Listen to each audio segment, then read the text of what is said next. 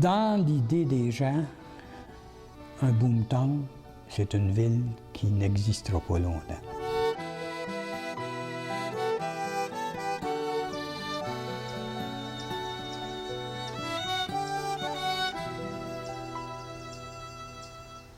Malartic a été fondée en 1935-37 et a connu ses meilleures années, soit environ 35-40 ans, par le domaine minier et le domaine forestier. Bien, je suis arrivé ici avec mes parents en 1941. On a pris un loyer sur la rue Laval. Puis mon père, bien, ça lui a pris 6 à 7 mois avant d'avoir du travail à la mine, parce qu'à tous les matins à la Liste Malartic, il y avait 100-125 hommes qui se présentaient à la barrière pour avoir du travail.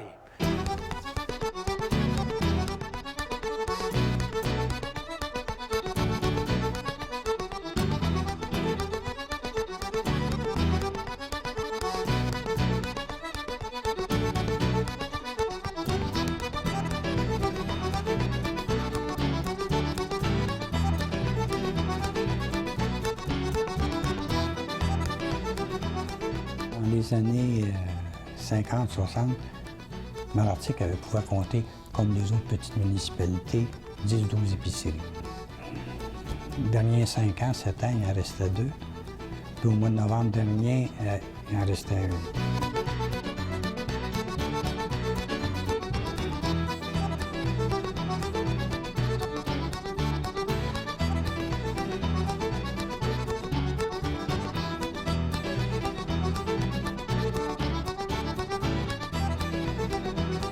C'était les gérants des mines qui administraient la municipalité et ils opéraient comme un boomtown avec des tuyaux en infrastructure en bois, parce que c'est pas supposé durer. On aurait dû tout changer ça quand les minières étaient ouvertes. Après 25, 30, 35 ans, ils auraient payé le port. Alors c'est la population de Malartic qui a payé et c'est pour ça que ça fait une ville qui n'est pas riche.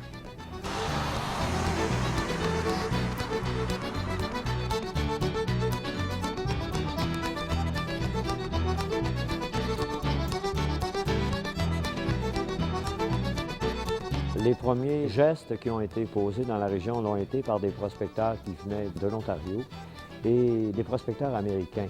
Ils ont commencé à arpenter les forêts de la région autour des années 1920. Alors ça a incité les prospecteurs à poursuivre le long de la faille de Cadillac.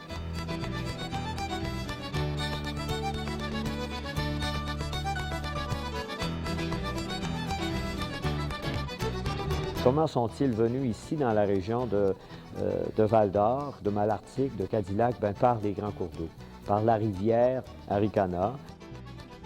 C'est autour de Noranda et autour de Val-d'Or que s'est créée l'Abitibi minière. À l'époque, il y a eu jusqu'à 50 mines en Abitibi. D'abord, les compagnies minières ont construit des corons.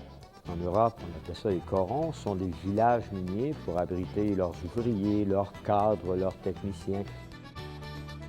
Ces maisonnettes étaient considérées comme extrêmement confortables par les gens, parce que par ailleurs, dans le camp minier autour, les gens vivaient sous la tente, dans des baraquements rudimentaires. Alors c'était très confortable ici.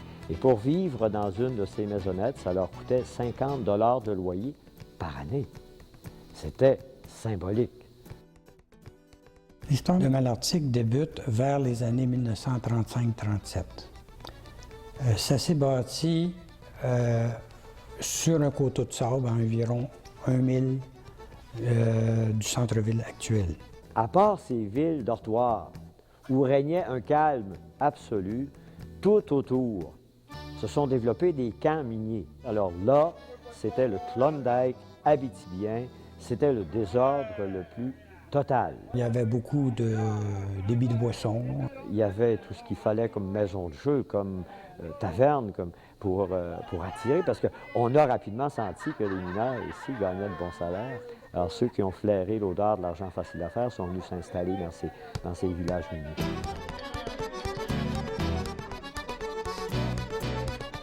C'est resté comme ça un bon moment.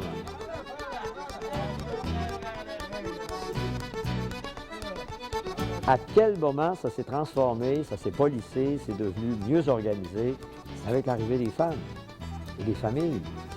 Parce que là, à ce moment-là, il a fallu organiser des services, il a fallu développer des services. Et c'est là que ça a commencé à se calmer, cette activité très intense. Dans ce temps-là, c'est des jeunes familles, des gens arrivaient puis, pour travailler des mines. Alors, ça grouillait.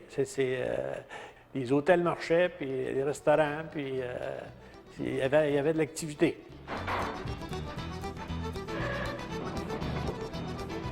Un mineur ici allait se chercher un salaire à autour de 35 $ par semaine, ce qui était un excellent salaire. Dans certaines années 40-45, lorsque la politique et la religion ont fait déménager la ville près des sites miniers. Ils ont fait descendre ça en bas pour que ça ait une architecture avec des urbanistes et tout. C'est nous qui sommes approchés des minières.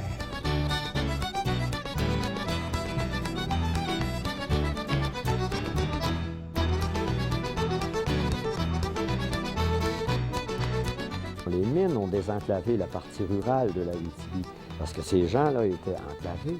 Il n'y avait que les cours d'eau pour se déplacer. Alors, c'est les mines qui ont amené ici tout le réseau routier, le chemin de fer. Alors, dès qu'au milieu des années 30, on a pu construire ce qu'on a appelé la route des mines, là, c'était plus facile de s'approvisionner à ce moment-là.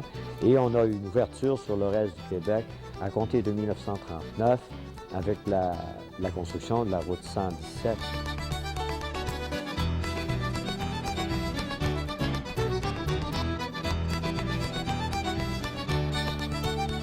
Nous avons eu 5 ouvertures ou 6 ouvertures de mines durant les années 45 aller à 52-53.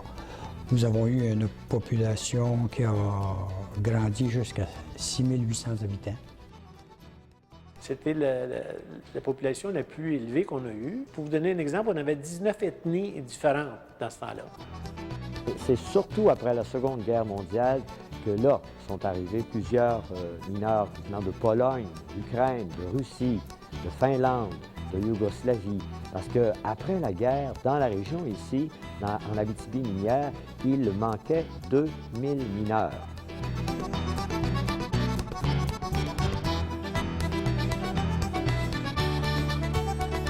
Alors, il y avait plusieurs communautés différentes qui habitaient Malartic ou Val-d'Or, Cadillac. Ce sont ces gens-là qui ont entraîné nos Canadiens français un peu dans les mines.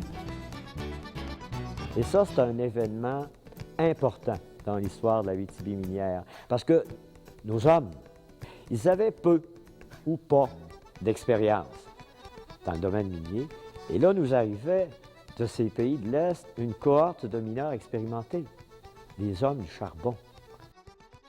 Ils ont partagé leur expérience avec les nôtres, ce qui fait qu'aujourd'hui, on est considéré, l'Abitibi, nos mineurs sont considérés comme étant parmi les meilleurs, sinon les meilleurs au monde.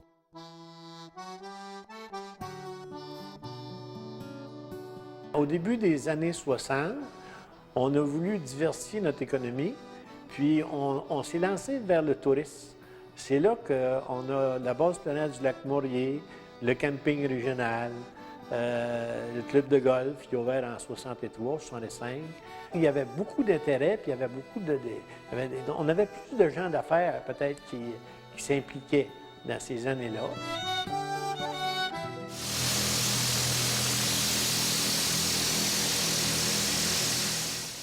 Il y a eu une période où l'activité minière là, était à la baisse, fortement à la baisse.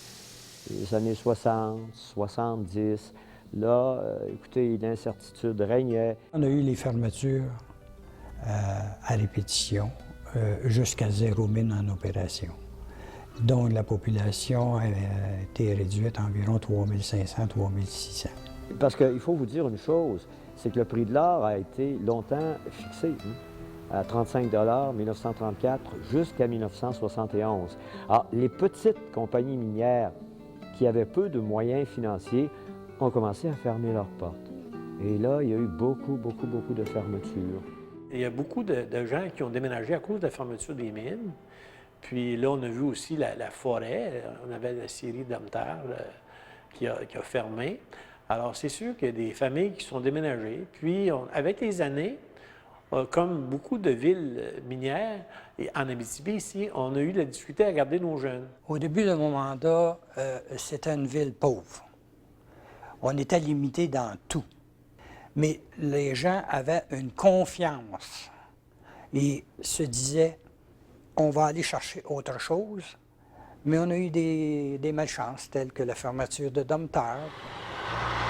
Aujourd'hui, on est en train à nouveau d'assister à une grande ruée vers l'or, parce que le prix de l'or se maintient à un haut niveau depuis quelques années.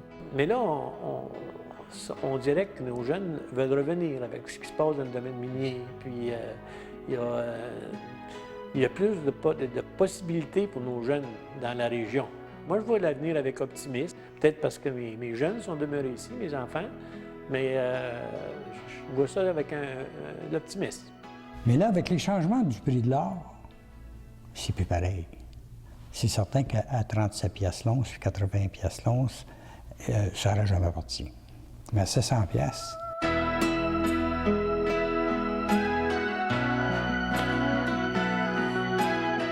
La vision du conseil de la municipalité, c'est d'être une banlieue de Val-d'Or, progressive, avec toutes les infrastructures que nous avons et que nous sommes en train de parachever pour élever une famille dans une petite ville sécuritaire.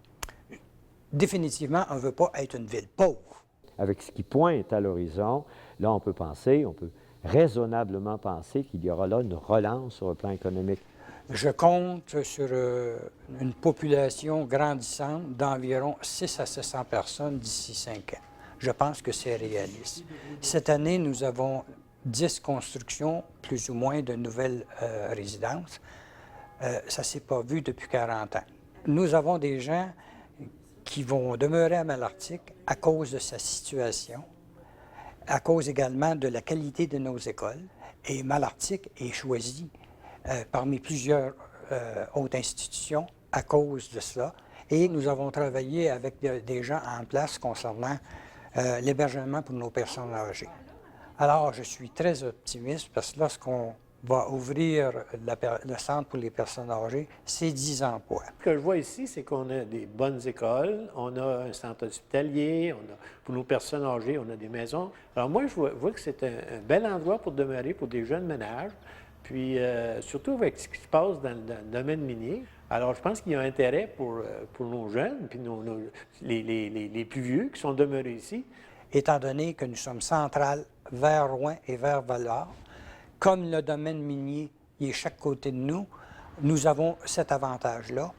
Et nos terrains seront d'un prix abordable pour inciter les gens à venir investir chez nous et s'installer également.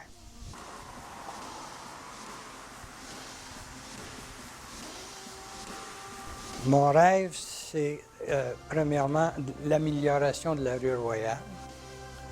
Mais ce sont des choses qui vont se faire avec le temps et avec la venue d'argent et d'investisseurs.